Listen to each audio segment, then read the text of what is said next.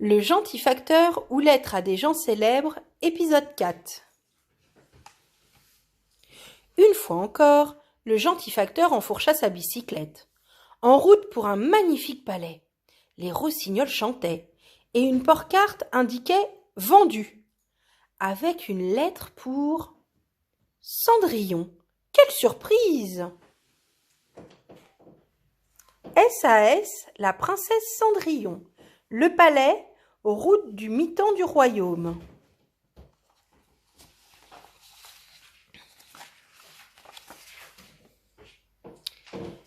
Chère princesse,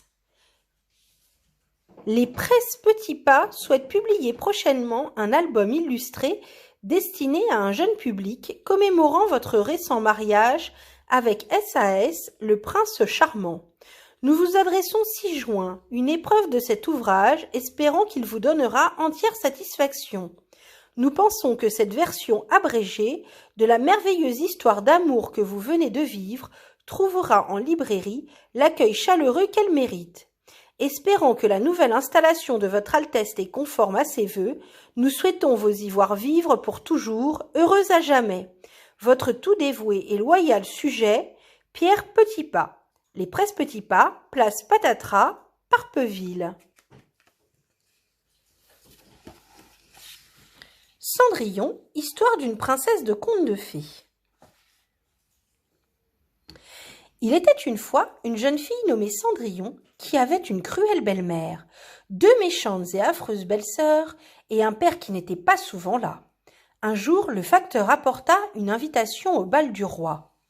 La belle-mère et les deux sœurs revêtirent leurs plus beaux atours et s'en allèrent, laissant Cendrillon.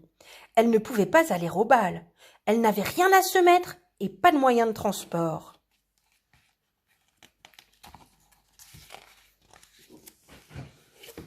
Heureusement, au même moment, la marraine de Cendrillon, qui était une fée, fit son apparition. Trouvant Cendrillon en pleurs, elle fit quelques tours de magie et sa filleule s'en vint au bal, vêtue d'une robe magnifique dans un carrosse d'or. « Mais rentre à minuit, dit-elle, l'enchantement n'ira pas au-delà. » Alors Cendrillon se rendit au bal où elle passa des moments fantastiques. Elle mangea des quantités de petites saucisses piquées sur un bâton et dansa tout le temps avec le prince qui l'admirait manifestement. Tandis que tout allait pour le mieux, l'horloge sonna minuit, et Cendrillon dut s'en aller.